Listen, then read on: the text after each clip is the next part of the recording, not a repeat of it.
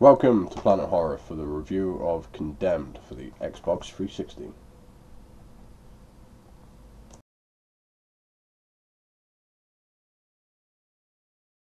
Known as just Condemned here in the UK and Australia, Condemned Criminal Origins in the US, and Psychocrime in Japan.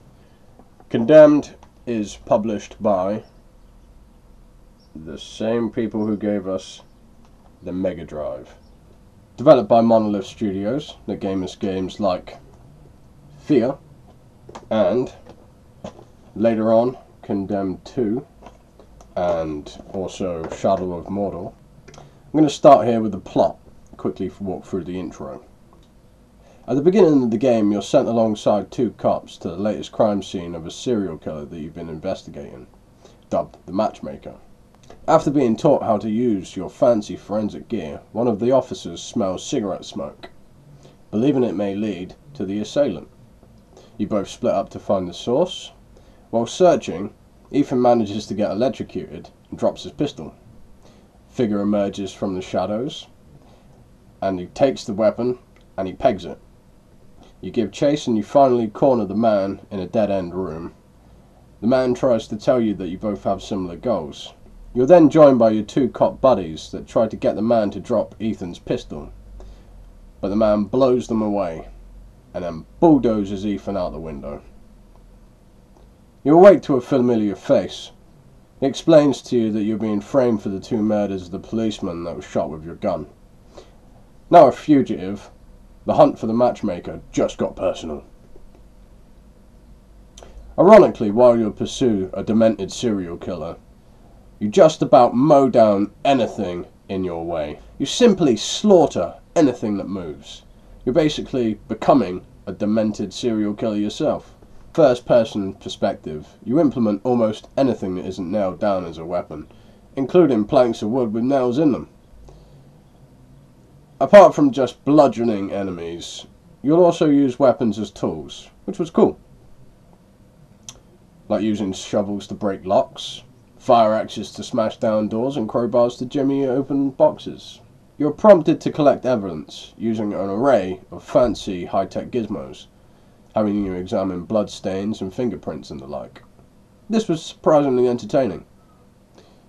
Using a proper mobile phone, as this was made before anyone even knew what a smartphone was yet, you upload your evidence to your support worker Rosa, who I'm not sure knows, or if she does, she doesn't seem to care about how many people we've killed, as she's always on hand to help. The seedy depths of Metro City is crawling with filth, and the people there have all seemingly lost their minds, as they will attack you without prejudice. The combat with them was challenging, and attacks come unpredictably. You will have to learn how to block to defend yourself, and when to swing a counterattack. The environments range from claustrophobic blood-stained corridors, damp dimly lit sewers, an eerie school, which remind me a lot of Outlast, and a nightmarish farm. Most areas are dimly lit, and it all had a very moody horror movie vibe. All areas are disturbed by the sounds of footsteps and whispers, and as you move through, you end up scaring yourself silly as you accidentally knock objects around you. At one point I did this and I swear I nearly jumped out of my skin. This game was good fun and the graphics were reasonable, seeing as this was one of the earliest titles on the Xbox 360 and is now hitting 10 years of age. The voice acting was spot on and I enjoyed being able to use just about anything to defeat enemies, a system that was later used and perhaps upgraded in games like Dead Island and Dead Rising. And there were a couple of jump scares later on in the game. But there were a few issues with the game too, such as during combat. There were times that your blocks wouldn't register, meaning that the enemy was able to land a free hit. Ethan was very sluggish and clearly listened to his mother as a child, because no matter how hard I tried, he refused to run upstairs.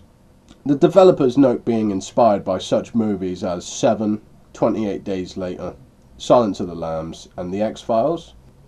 This game went on to have influenced a whole new approach to the survival horror genre, and Dead Island and Outlast being just two of the games I noticed that has taken a lot of influence from this one.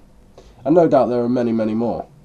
Guessing that you wouldn't have watched this much of the video if you weren't interested in playing horror games. If you haven't played this one already, it is an absolute must play. I bought my copy for just 40p a couple of weeks ago.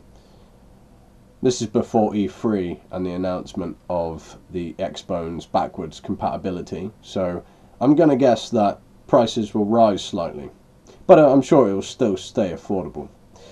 Anyway, so it's cheap enough to give a try, so why don't you?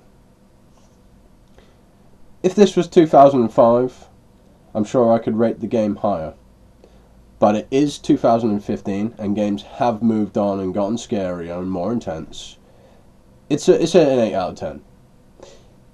Though it's still a great game, and give it a try.